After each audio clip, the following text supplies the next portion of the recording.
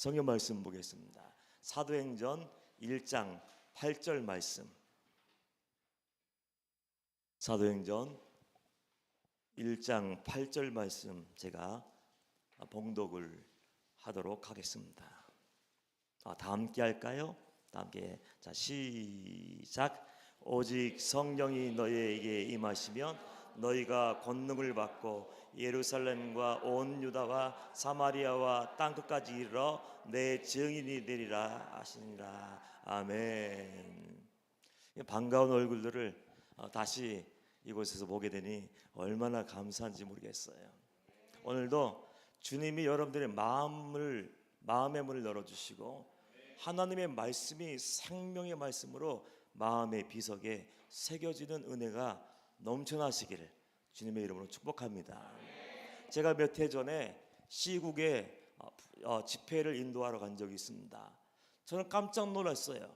아니, 난 누군지 모르는데 저를 꼭 초청을 해서 집회를 하겠다고 하시는 목사님이 계셔서 처음에는 그 이야기를 전해 들고 누구시지?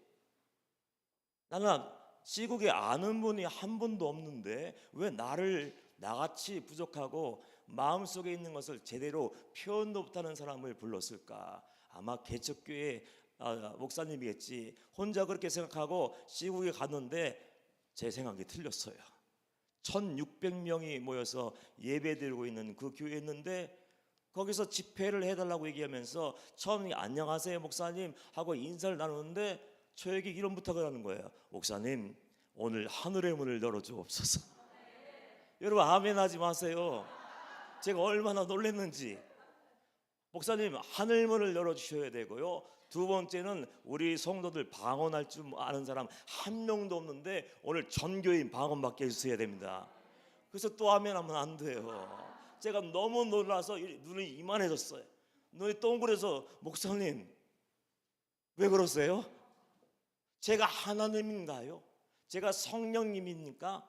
내 마음대로 하늘의 문을 열고 내 마음대로 온 성도 방언에 대해서 닫혀있고 성령에 대해서 닫혀있고 은사에 대해서 닫혀있는 사람들에게 방언 은사에서 마음껏 기도하게 만들어 달라니까 제가 얼마나 부담스럽고 놀랐겠어요.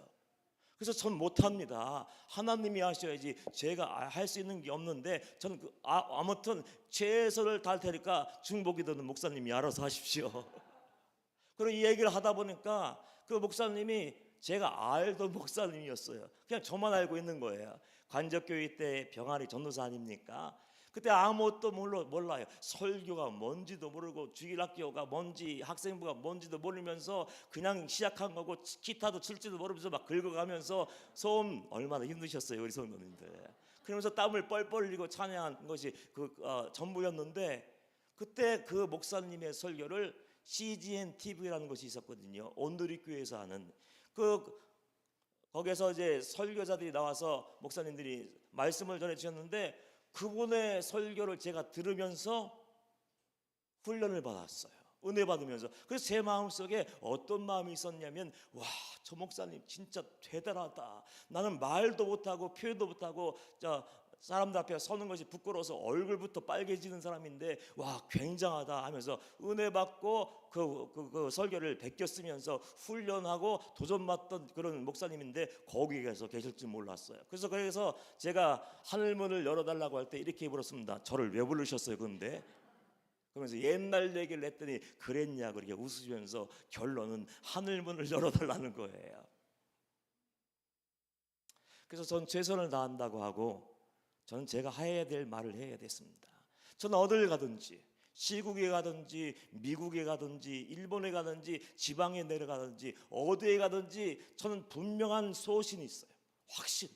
내가 만난 예수님을 증거해야 되고 구원받는 것이 얼마나 어려운지를 알려주고 회개하지 않은 자는 절대로 믿음도 가질 수 없고 회개하지 않은 사람은 천국에 갈 수도 없고 회개했다면 회개에 합당한 열매를 맺고 좁은 길 걸어가지 않으면 그 믿음은 그를 구원할 수 없다.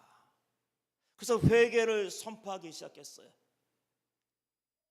제자 훈련으로 유명한 교회 성경 공부로 유명한 교회, 거기는 주로 외교관들하고 유학생들이 많이 오는 곳이에요. 그러니까 지성인들이지 않습니까? 아주 똑똑한 사람들이 모여있는 곳에서 제가 회개의 말씀을 전하고 성령을 얘기하고 그게 은사를 얘기한다고 해봐요. 듣겠습니까?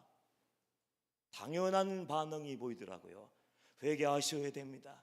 여러분의 믿음이 진짜인지 가짜인지, 그냥 나와 있는 것인지, 그냥 마음의 평안 얻기 위해서 일주일에 예배 뚝딱 드리고 그냥 구원받을 수 있다고 착각하고 있는 것인지 점검해야 된다고 하면서 첫 시간부터 회개의 말씀을 준 거였어요. 시국은 예배에 열정이 있는지 한 번 예배 드리면 3시간이에요. 1시간 찬양하고 1시간 말씀 전하고 1시간은 무조건 기도해. 그래서 최소한 3시간을 하루에 3번씩. 그러니까 이 몸이 남아나지 않아요. 그런데 하늘문을 열어달래요. 그래서 하늘문을 열기 위해서는 제일 먼저 우리 심령이 깨져야 되지 않습니까? 그래서 회개의 말씀을 증거했더니 그 사람들이 불편해하기 시작하는 것 같아요. 얼굴이 붉어지기 시작하고요. 인상을 쓰고 고개를 흔들기 시작하는 것 같아요. 나중에 예배가 끝나고 나서 이게 피드백이 들어오잖아요. 저에게는 직접 얘기할 수 없지만 주위에 있는 교육자를 통해서 얘기하는데 이렇게 얘기를 하더라고요. 왜 우리에게 어려운 얘기를 하십니까? 우리가 해외에 나와서 얼마나 피곤하게 어렵게 고단하게 사는지 아십니까? 그런데 왜 오셔서 우리를 흔들어 놓으시고 정죄하시고 고통스럽게 하십니까? 어렵게 사는 사람들에게 오셨으면 소망의 말씀을 전해주고 위로의 말씀을 전해주고 비전을 심어줘서 용기 있게 견뎌내라, 견디면 된다, 견디면 모든 것을 이룰 수 있다, 그렇게 해야 되는데 왜 힘들게 하십니까? 일주일 동안 내 마음대로 살고 주일날 나와서 예배드리면 구원이라고 얘기해 주십시오.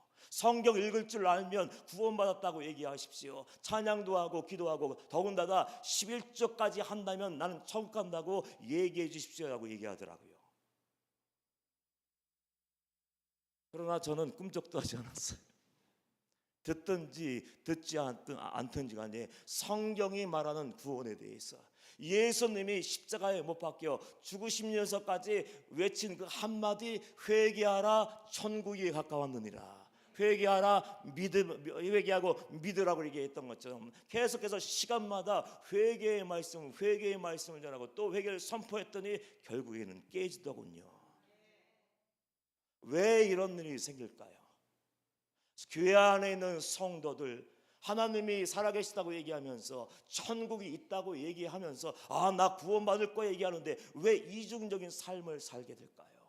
그 예배에 한 번만 딱 드리면 나는 오케이? 신앙과 삶의 불일치가 정상입니까? 이중적인 삶이 정상이에요? 예배 드릴 때는 거룩한 모습으로 예배하고, 그래 직장에 나가서는 적당히 술도 마시고, 요즘 직장이 아니더군요. 왜 부인들이 직장에 달려가서 이렇게 막 머리 붙잡고 누구랑 싸우는 이야기들이 왜 이렇게 많이 나오는지요. 그래 적당히 살며 적당히 타협하며 살며 때론 즐기며 살아도 나는 구원받는다.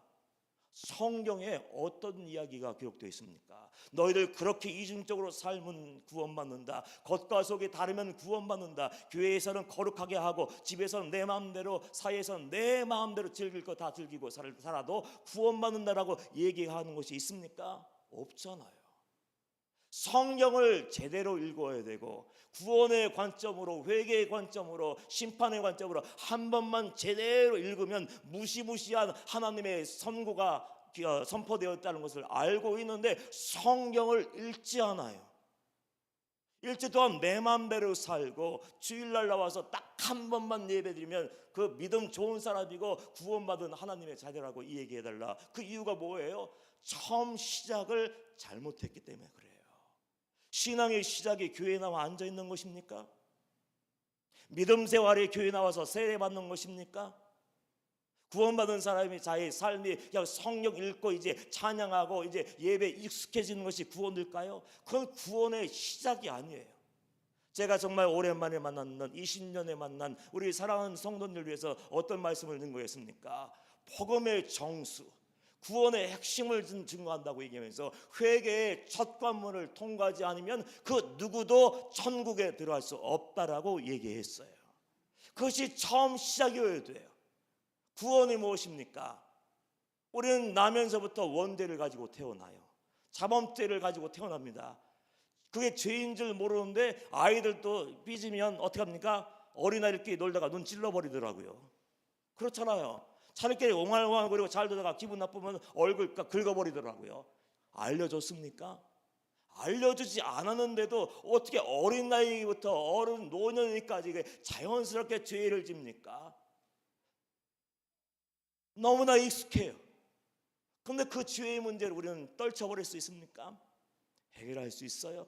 스스로 구원받을 수 있습니까? 구원이라는 것은 죄에서 건짐받는 것이에요. 그냥 어려운 사람이 회복되는 것이 구원이 아니고, 성경이 얘기하는 구원은 죄로 인해서 죽을 수밖에 없는 너희들이 예수 그리스도의 보혈로 씻겨지고 거듭나고 온전히 회개해서 건짐받는 것이 진짜 구원이라고 얘기하는 거예요. 그런데 그 시작을 잘못했어요. 그냥 영접 기도하면 성도 되는 거야. 그냥 세례 받으면 구원받은 거야. 어떤 분 그러더군요. 구원의 확신이 없었는데 담임 목사님께 고백을 했대요. 나는 교회를 수십 년 다녔는데 구원의 확신이 없어요. 구원의 확신이 없어서 불안해요. 주님이 나를 부르시면 이거 천국 가야 되는데 천국 갈 자신이 없어요. 솔직하게 나와서 그 상담을 요청하고 이 대화를 나누었는데, 그런가 하면 걱정하지 마세요 하더래요. 걱정하지 마십시오. 그거 한 1분이면 됩니다. 그리고 따라하라고 하더래. 따라가라고. 그래서 어떻게 따라하라고 하는지 가만 들어봤더니, 성도님 따라하세요. 주여 믿습니다.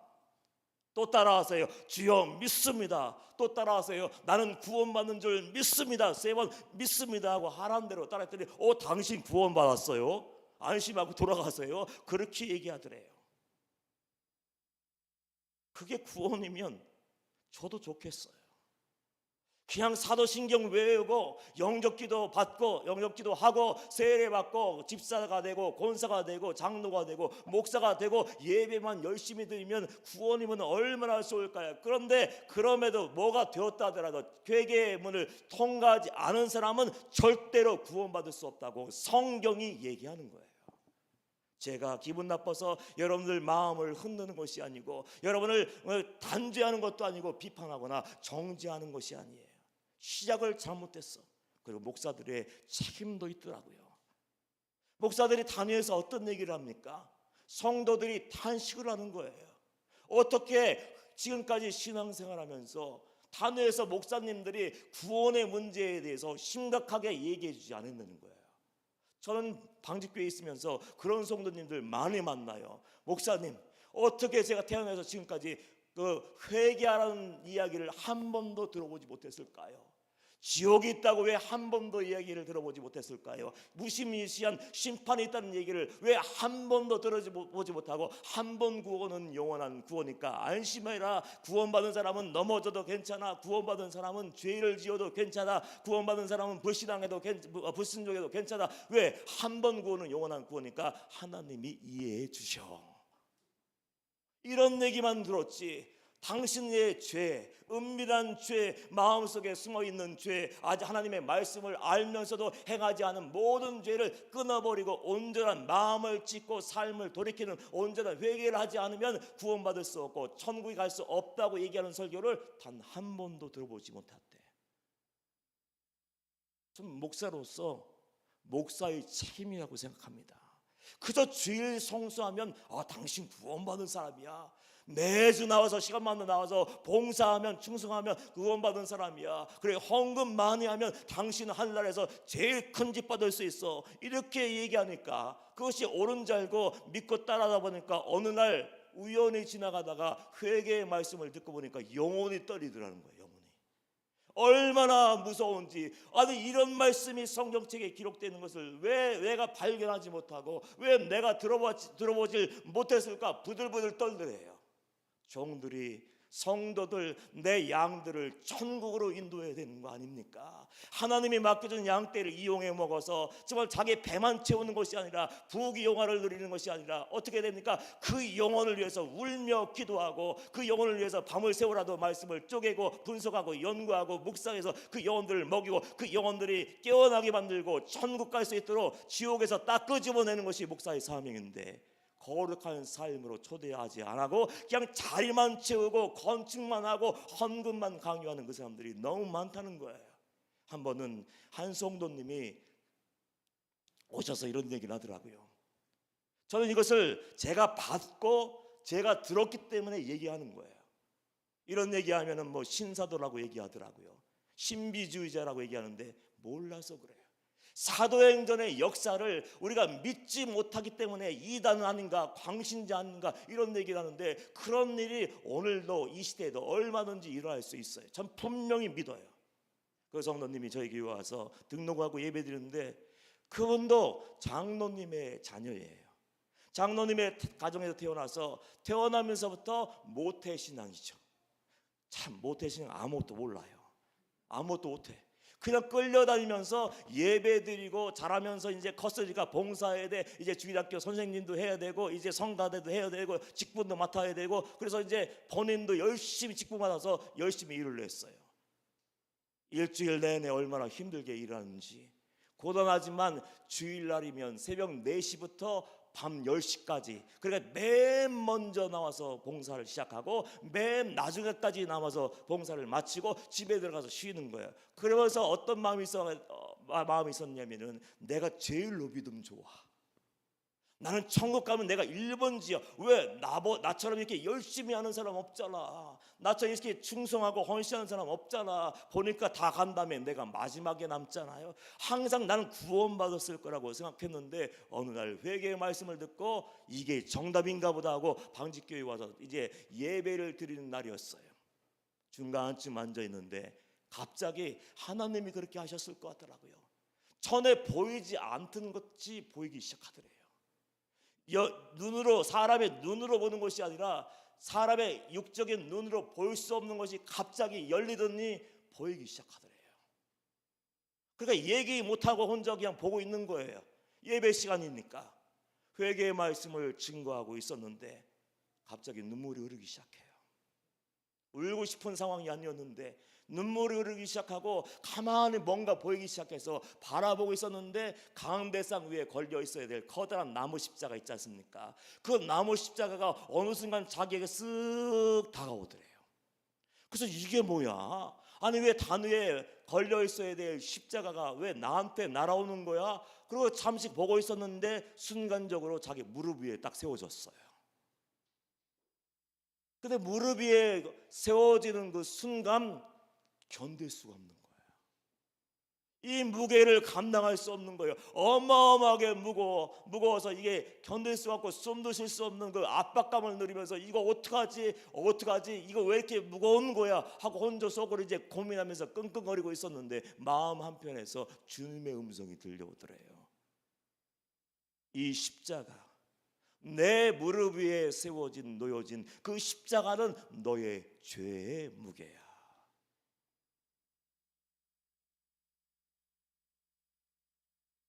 얼마나 놀랐을까요? 나는 구원받는 줄 알았어.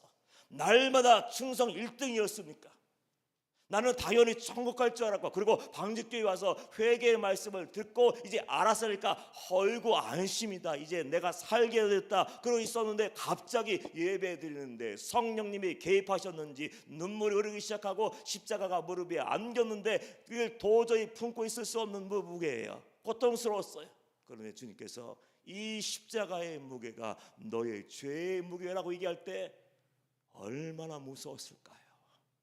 고통스러워하면서 눈물은 쏟아지고 어쩔 줄 몰랐는데 장면이 싹 바뀌더래요. 이번엔 새카만 어둠, 아무것도 보이지 않아요. 큰 다라가 있는 것 같기도 하고 뭔지 모르지만 시커매서 보이질 않는 거예요. 이게 뭔가 하고 계속 들여다보고 있었는데 아무것도 안 보여요. 한참을 들여다보고 있었는데 거기서 뭔가가 바닥에서부터 꿈틀거리기 시작해.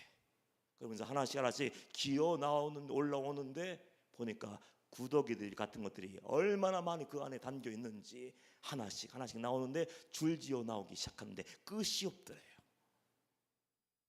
그래서 나와서 다 밖으로 이렇게 나오길래 어디로 가라고 했더니 안 가요.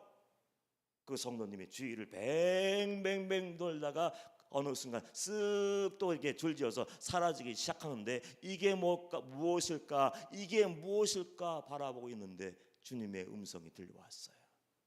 이게 바로 너의 영적인 상태야.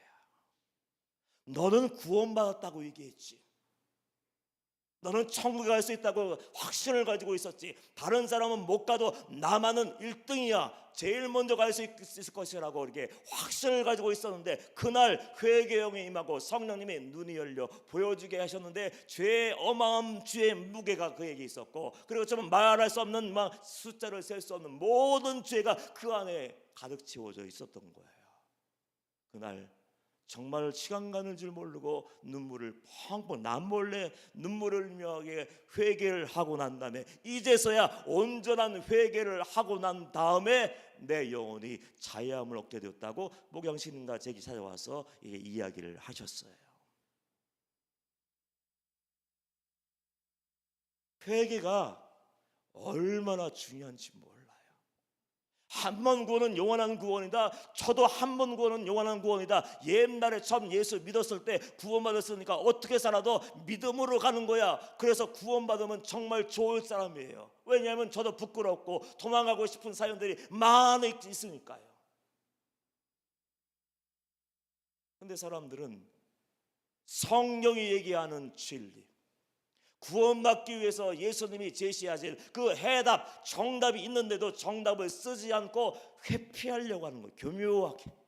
회개 없어도 구원받을 수 있어. 회개하지 않아도 구원받을 수 없어. 그러면서 우리가 얘기하는 게 뭡니까? 믿음으로 가는 거야. 믿음으로. 믿으면 되는 거 아니야. 그래서 믿음으로 말미암아 살자 이 말을 가지고 그저 믿으면 구원받는다고 얘기하는데 그 믿음이 하나님이 인정하시는 믿음이냐고요. 그 믿음이 예수님이 인정하신 믿음이고 여러분이 신바트 앞에 딱 섰을 때 여러분의 영혼을 건져내어 천국으로 인도할 수 있는 살아있는 믿음가를 점검할 수 있어야 돼요. 회개하지 않으면 성경이 얘기하는 모든 죄, 마음의 죄, 생각의 죄, 말로 지은 죄, 눈으로 지은 죄, 손과 말로 지은 죄, 사람들은 말을 너무 가볍게 해요. 하나님이 그 말 한마디를 다 듣고 계시고 생각에 심중에 많은 것도 듣고 계시고 숨어서 은밀하게 지었던 모든 행위들도 다 알고 계시는데 너무 가볍게 생각해. 아무도 모른다고, 한 번이라고, 들키지 않았다고, 그저 말뿐이었고 그저 생각뿐이었다고 얘기하는데 예수님 한번 생각해 보세요. 사랑에 많으신 예수님, 인자하신 예수님이 천국에 대해서 지옥에 대해서 심판에 대해서 얼마나 많이 얘기하셨는가. 성경 마태복음만 읽어보면 여러분들 깜짝 놀랄 거예요. 말 한마디 잘못해도 지옥. 그래 인간은 완전하지 않습니다. 완벽하지 않아요. 성경이 뭐라고 얘기합니까? 의인은 없나니 하나도 없으며. 하나님 앞에서 고개를 들고 나는 구원받았습니다, 나는 천국 갑니다 당당하게 얘기할 수 있는 사람이 한 명도 없다고 얘기하는 거예요. 단지 뭡니까? 용서받은 죄인이 있는 거예요. 그래서 우리가 할 수 있는 유일한 방법이 뭡니까? 예수님의 처방전을 받아들고 영혼의 의사이신 하나님 앞에 나아가서 사람 앞에 달려가지 마시고요, 하나님 앞에 달려나가서 내가 이렇게 영적인 병이 걸렸습니다, 이런 죄의 바이러스에 감염이 되었으니까 이 죄를 내가 끊어버리기 원하니까 나를 구원하여 주옵소서, 용서하여 주옵소서. 날마다 눈물이 마르지 않게, 회개의 눈물이 마르지 않게 회개하는 이 방법밖에는 없다는 거예요. 구원받기 위해서는 회개가 첫 번째라는 거예요. 그 구원을 얘기하는데 사람들은 구원에 대해서 관심이 없는지 성경을 제대로 읽지 않아요. 피하면 됩니까? 잊어버리면 될까요? 덮어버리면 됩니까? 수십 년 동안 덮어버리면 상관이 없을까요? 하나님은 우리가 죄를 지었기 때문에 지옥으로 던지는 게 아니에요. 그랬다면 예수님을 보낼 필요가 없었어요. 왜 우리가 지옥에 갑니까? 용서받지 못했기 때문에 그래요. 회개하면 어떤 죄가 있을지라도 다 용서하시고, 여러분 보혈 한 방울이 여러분의 영혼 속에 딱 떨어지면 여러분 흔적도 없이 모든 죄가 다 사라질 줄 믿으시기를 축원합니다. 그래서 회개를 선포하는 거예요. 그런데 중요한 것이 또 있습니다. 회개하고 나서 그 다음이 더 중요해요. 어떤 사람들은 나 회개했으니까 구원받는 거 아닙니까? 제가 분명하게 다시 한번 얘기할게. 회개는 구원의 첫걸음이에요. 첫걸음. 이제 내가 진짜 믿어보겠습니다. 진짜 성도가 되어보겠습니다. 진짜 넓은 길에서 돌아서서 좁은 길 걸어가며 내 천국에 들어가기를 원합니다. 첫 번째 발자국에 불과해요. 어떤 분들은 당신 구원받았습니까? 얘기하면 나 구원받았대요. 왜? 나 회개했습니다.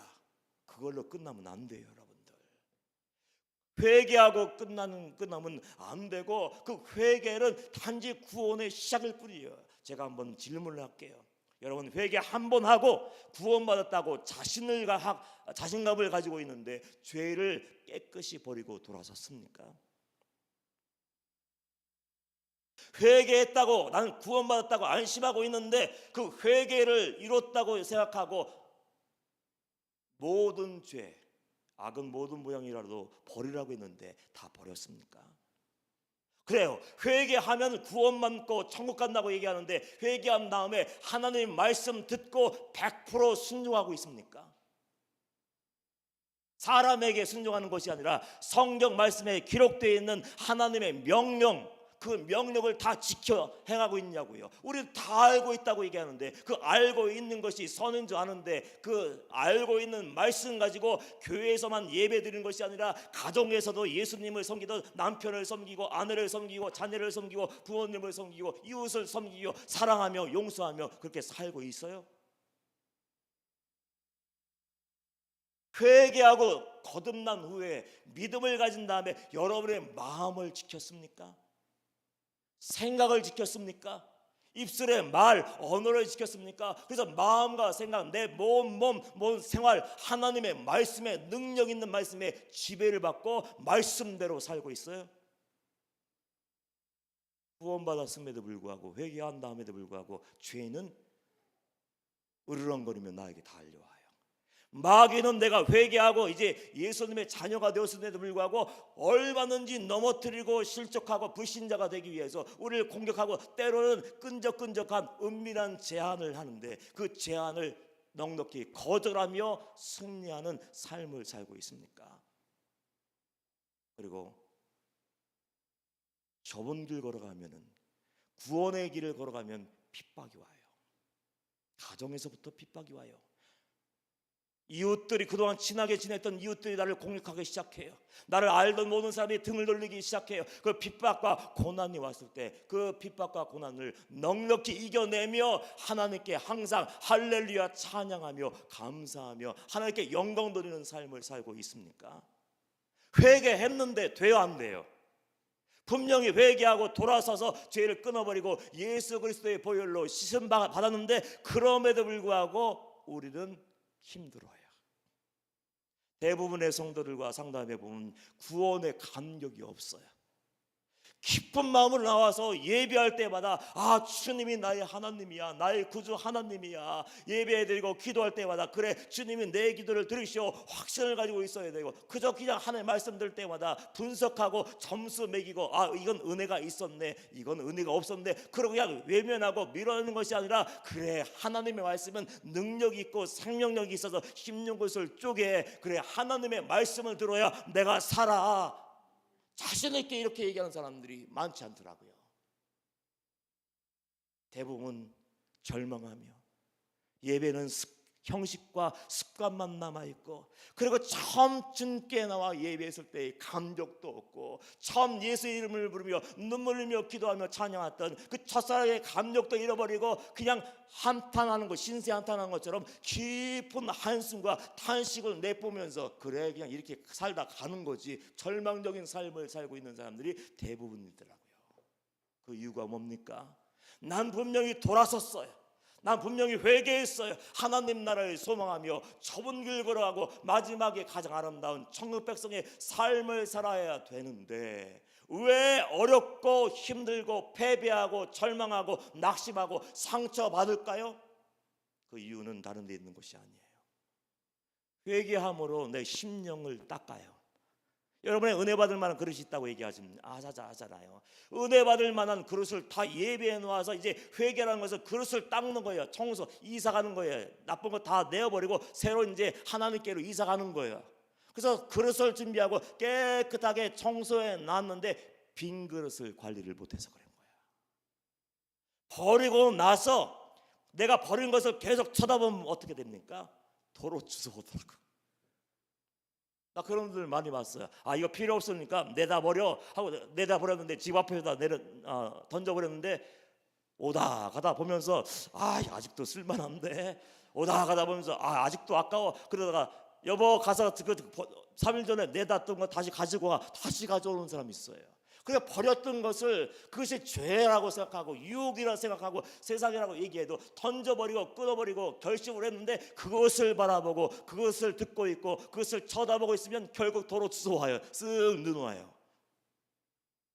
회개는 청소하는 거예요.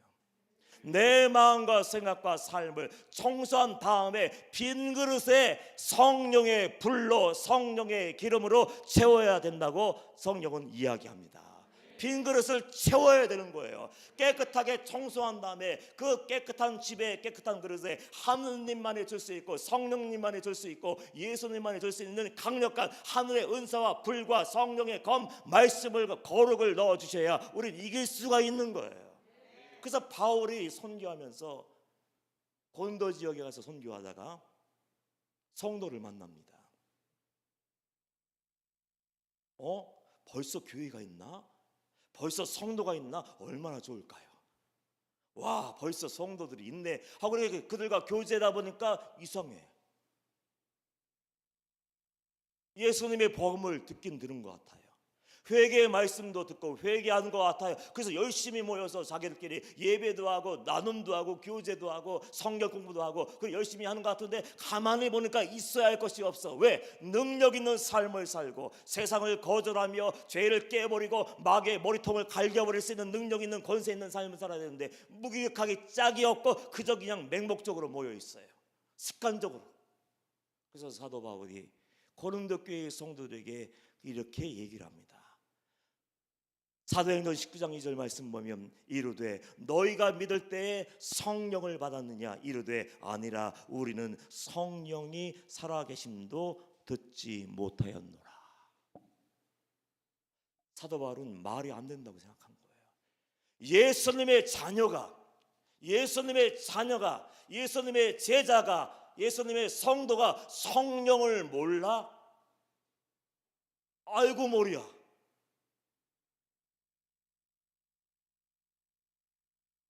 왜 그렇게 반응했을까요? 왜 그런 질문을 했을까요? 성령이 없으면, 성령은 신비한 체험이 아니에요, 여러분들.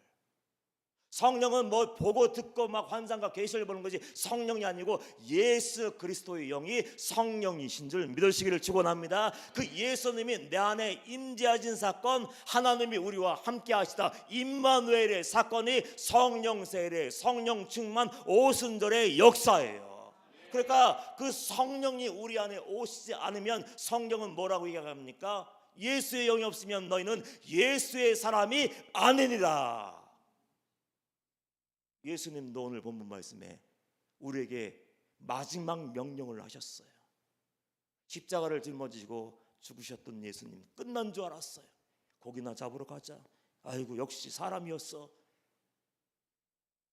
그런데 예수님이 부활하셔서 먼저 찾아오셨어요. 제자들에게 숨을 내쉬며 가라사대 성령을 받으라 하시면서 먼저 인사를 해주셨어요.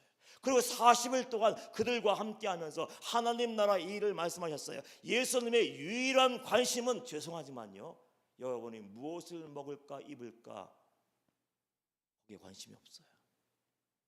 영혼을 살려내는 것, 영혼을 건져내서 천국으로 인도하는 것, 마귀에게, 세상에게, 죄에게 속아서 지옥으로 달려가는 영혼들을 건져내어 천국으로 인도하는 그거 외에는 관심이 없기 때문에 마지막까지 하나님 나라 일을 증거하시면서 너희를 구원받아야 돼 얘기하면서 이제 승천하셔요.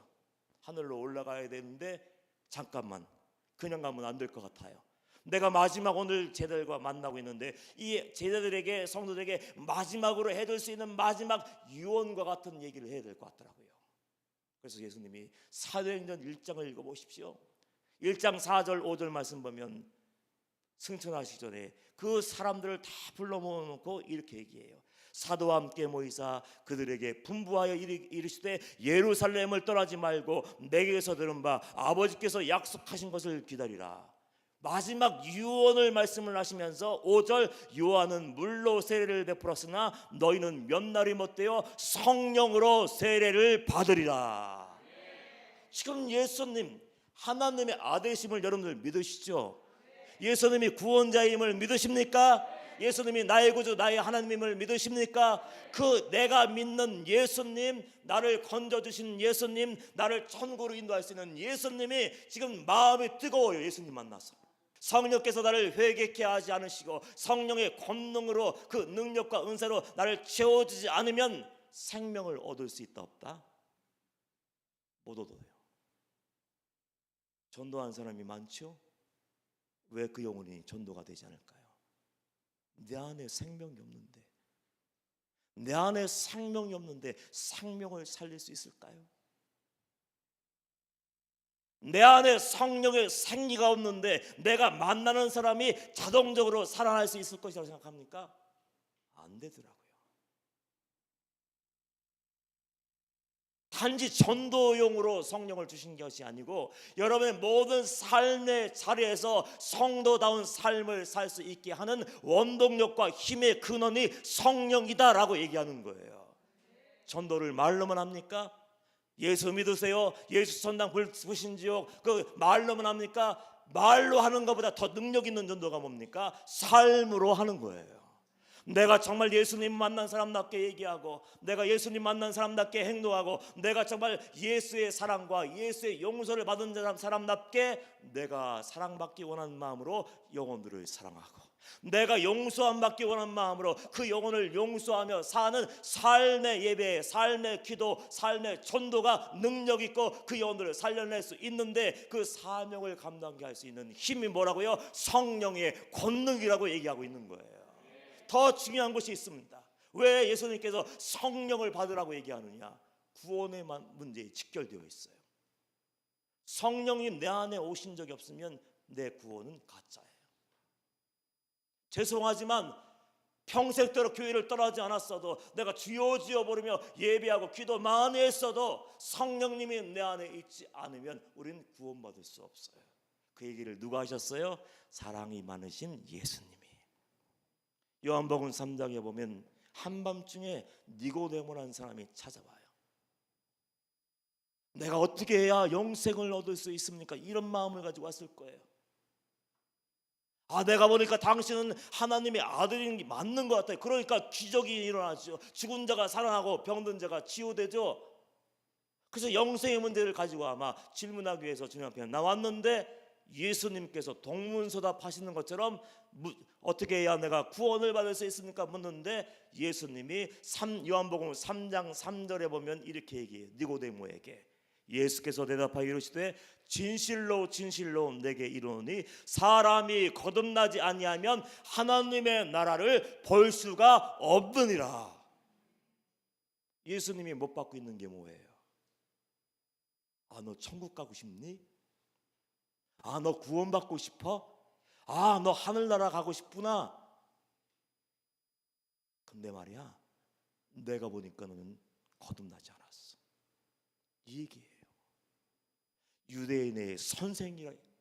유대인의 선생, 이스라엘 백성들을 가르치는 사람. 뭘로 가르쳤습니까? 토라, 모세 오경을 가지고 교육을 했지 않습니까? 그러니까 하나님의 말씀을 모두 통째로 암기하고 있고, 그럼 신명기 몇 장 몇 절 하면 그 어떤 말씀이 기록되어 있어, 이 어떤 문제가 있어서 성도들이 찾아오면 그래 어디 보니까 레기에 보니까 이 문제는 이렇게 해결하라고 해서 모든 것을 다 알고 있었어요. 그러니까 자신감을 가지고 가서 당신은 하나님의 아들이 분명합니다 라고 질문했는데, 니고데모야, 내가 보니까 너는 거듭나지 않았어. 너는 구원받지 못했어. 너는 천국에 들어갈 수 없어라고 얘기하면서 어떻게 얘기하셨다고요? 사람이 거듭나지 아니하면 했는데, 어떻게 거듭나지 않으면요? 물과 성령으로. 5절 말씀 보면 예수께서 대답하시되 진실로 진실로 내게 이르노니 사람이 물과 성령으로 나지 아니하면 하나님의 나라에 들어갈 수 없느니라. 물이 뭡니까? 성경학자들이 회개라고 얘기하더라고요. 회개한 다음에 깨끗하게 내 영과 혼과 육신의 죄를 다 닦아내고 그 비고 빈 순전한 그릇에 성령님이 찾아오셔서 그 심령을 가득 채우지 않으면 거듭날 수도 없고 온전한 회개도 이룰 수 없고 변화된 삶도 살 수 없고, 거듭나지 않으면 너는 천국에 못 들어가. 예수님이 의미심장하게 얘기하셨잖아요. 너는 유대인의 선생이라고 떠들고 다니는데 내가 이걸 몰라? 다 안다며? 다 알고 있다며? 예배 시간에 설교 분석하고 있잖아. 그러면서 안 들으려고 했잖아. 거절하고. 근데 네가 물과 성령으로 거듭남에 대해서 몰라? 너는 못 들어가. 우리가 믿음은 구원받는다고 얘기하죠. 믿음조차도 성령님의 선물이에요. 흔들리지 않는 믿음, 세상을 이길 수 있는 믿음, 그 믿음이 내 건 줄 알죠. 사람들은 착각해요. 내가 믿음이 좋은 줄 알더라고요. 내가 아주 믿음이 큰 줄 알더라고요. 아니요. 성령님이 우리 안에 믿음을 넣어주시 않으면 내 믿음은 견디질 못해요. 내 믿음은 견뎌낼 수 없어요. 돌파할 수 없어요. 인내할 수 없습니다. 고린도전서 12장 9절에 보면 성령의 은사에 대해서 나오는데 이렇게 기록되어 있어요. 다른 사람에게는 같은 성령으로 믿음을 뭘 주신대요? 성령님이 믿음을 주신대요. 그러니까 성령님이 내 안에 오셨느냐, 내가 회개하고 성령님이 예수님이 나에게 오셨느냐 안 오셨느냐는 내 영이 죽고 사는 문제가 달려있고 천국과 지옥이 갈리는 문제인데 왜 관심을 갖지 않는지 모르겠어요. 성령을 기다리라 할 말이 없어서 했을까요? 할 말이 없어서 한 얘기 또 했을까요? 너무나도 중요하기 때문에 중요한 말씀을 계속해서 반복하는 거 아닙니까? 왜 성령을 기다리라고 명령하셨어요? 제자들의 모습을 연구해 보면 알아요. 마태, 마가, 누가, 요한복음에서 기록되어 있는 12제자의 모습을 추적해 보십시오. 예수님 옆에 있었어요. 함께 먹고 마시며 자면서 정말 산상수훈의 말씀을 직접 듣고 막 귀신이 쫓겨나가고 병든 자가 치유되고 죽었던 사람이 사흘 만에 썩는 냄새가 나는 사람이 살아나는 것도 봤어요. 그런데 그 제자들은 어땠습니까? 결국은 예수님 바로 옆에 있으면서도 날마다 싸웠어요. 누가 크냐 작으냐, 누가 오른편에 설 거야 왼편에 설 거야, 누가 주도권을 잡을 거야, 누가 수석 제자가 될 거야 아니냐, 그러면 시기하고 질투하고 싸우는 것이 그들의 일상이었습니다. 여러분 이해가 되십니까? 어떻게 예수님 앞에서 예수님 옆에서 그럴 수 있는가?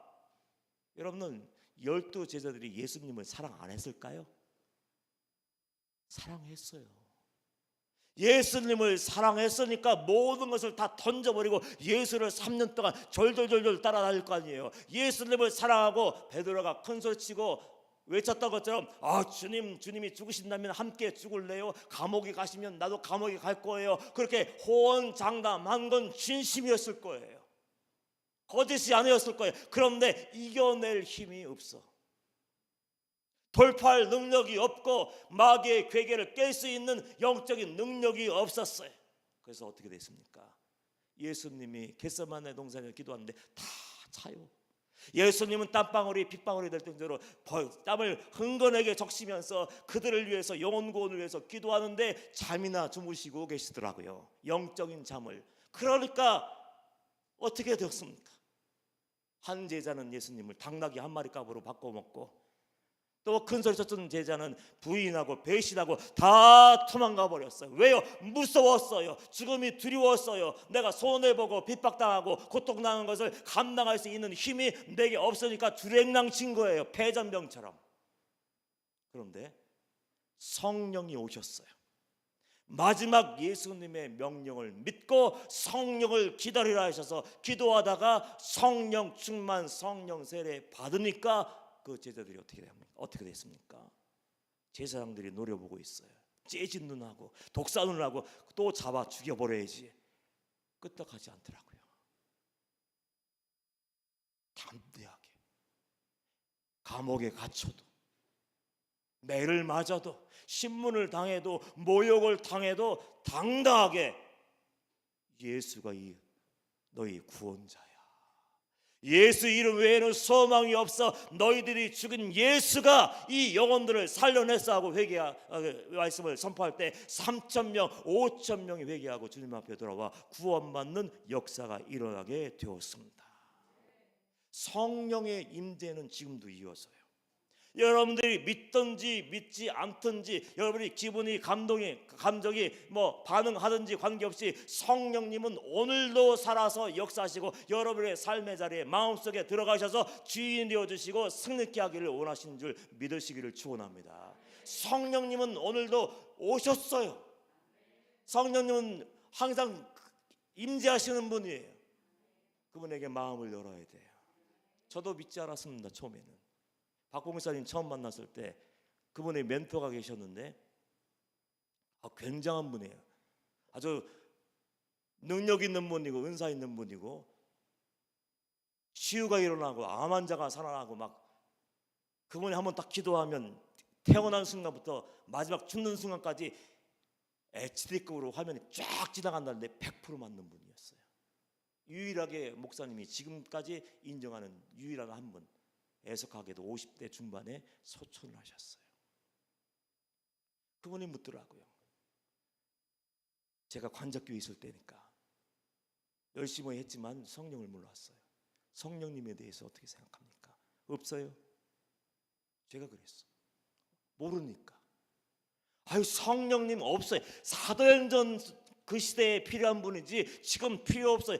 지금 그냥 성경 하나 있으면 되고요, 예수 믿고 가는 거예요. 제가 당돌하게 없다고 그랬어요. 빙그레 웃더군요. 그 다음에 또 질문하셨어요. 그러면 성령의 은사에 대해서 어떻게 생각하나? 이건 질문도 안 되죠. 성령님이 안 계시는데 성령님의 은사가 있어요 없어요? 없지 당연히. 근데 그날 깨졌어요. 괘씸죄에 걸렸는지 그날 깨졌고, 그때 그냥 아무렇지 않게 성령님은 안 계셔요, 은사는 없습니다 막 그러고 막 얘기했는데, 먼 훗날 집회에 나가서 집회하다가 이제 식사 같이 성도들하고 하잖아요. 성도들하고 식사하다가 그 옛날 얘기를 물어봐서 그때 제가 그랬습니다 얘기하는데, 거기서 식당에서 밥 먹다 말고 회개형님이 했어요. 밥 못 먹고 나왔어요. 왜요? 이게 눈물이 터져 나오는데 그게 죄인들 그때 알더라고. 내가 겁도 없이 성령님을 부인했네. 겁도 없이 성령님을 거절했네. 그제서야 죄인 줄 깨닫고, 나도 모르게 또 터져 나오는데 밥을 먹을 수가 없어서 빨리 갑시다. 그리고 이제 밥 먹는 둥 마는 둥 하고 단위에 올라가서 말씀을 정말 간신히 전하고 내려온 적이 있어요.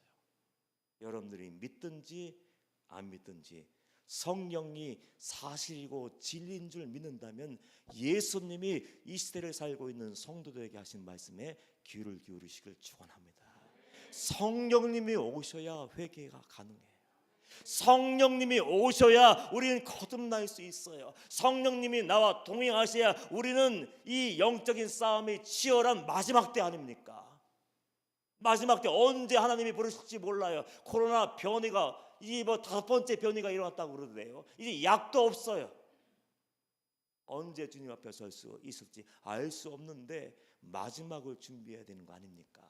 가장 지혜로운 성도는 이 현생에 매달리는 사람이 아니에요. 현생 물론 중요하고 여러분은 모범적인 삶을 살아야 되지만 무엇을 먹을까 입을까 마실까 보다 더 중요한 것은 내 영혼의 구원이기 때문에 예수님의 말씀에 귀를 기울이고 내 안에 성령님이 오신 적이 있나, 내가 성령의 기름 부으심으로 회개형임에 진짜 회개한 적이 있나, 그 회개에 합당한 열매를 맺고 정말 구원받는 자의 믿음의 정상에 올라가서 사랑할 수 없는 사람 사랑하고 용서할 수 없는 사람 용서하고 어떠한 억울한 일 당해도 변명하지 않고 딱 내려가서 더 낮은 곳에서 섬기고 있는 걸 날마다 물을 수 있어야 되는 거예요. 처음에 말씀을 전하면서 시국 얘기했죠. 회개 얘기하지 마세요. 성령의 은사, 방언 얘기하지 마세요. 우리가 얼마나 똑똑한지 아세요? 사업하는 분들, 외교관들, 유학생들 얼마나 똑똑한 엘리트야. 전 무식해요. 예수님 만나고 무식해요. 예수 외에는 얘기하지 않고 회개 외에는 증거하지 않고, 그 회개한 다음에 성령 받지 않으면 살 수 없고 기도하지 않으면 살 수 없고 무식하게 밀어붙였더니 그날 성령의 임재가 있었어요. 처음에는 기도받으러 나오세요 했더니 한 명도 안 나와. 안수기도가 뭐요? 아유, 고상하게 성경 공부나 해야지. 뭐야 이거, 뭐 하는 거야? 주여 부르고 목이 터져라 기도하는 건 뭐요? 요즘 관상기도라고 하더라고요. 관상기도. 가만히 생각하고 자기를 생각하는 것 같아. 그러다 자다가 예수 믿으려면 고상하게 믿어. 예수 믿으려면 적당하게 믿어. 교양 있게 행동해야지. 주여 부르고 보혈 찬양 부르고 성령 받아라 회개하라 뭐 성령의 막 은사를 받아라 하니까 정신이 없었나 봐요. 근데 성령께서 2시간째, 그러니까 이틀이죠. 하루에 3번 저와 다른 강사가 교대를 했으니까 아마 이틀 만인 것 같아요. 1시간 찬양하고 1시간 말씀 전하고 그리고 1시간 기도하는 시간에 주여 부르고 통성기도 합시다 하고 주여 했더니 뒤집어지더라고. 안수기도 받으라고 하지도 않는데 다 나와 줄 서 있는 거예요. 그래서 안수하려고 갔는데 손도 안 댔는데 나가 떨어지는 거예요. 어디 가서 얘기하지 마세요. 저 이단되기 싫어요. 손도 안 댔는데 용수철이 팅팅 튕겨나가는 처럼 튕겨나. 그냥 쓰러지는 건 의미가 없어요. 어떤 분은 손 대지도 않는데 하고 자기가 쓰러지더라고. 그거 말고요, 정말 초자연적인 역사가 일어나서 나도 깜짝 놀라고 그 담임 목사님도 눈이 이만해지고 부목사님들은 어쩔 줄 몰라하고 성도들이 하나씩 나 떨어지는데 나 떨어지면서 똑같이 여기서 눈물이 터져 나오기 시작해요. 엉엉 울기 시작해. 내가 죄인이구나, 내가 죄인이구나 하고 자기 가슴을 치며 회개하기 시작해. 그런 일이 없었어요.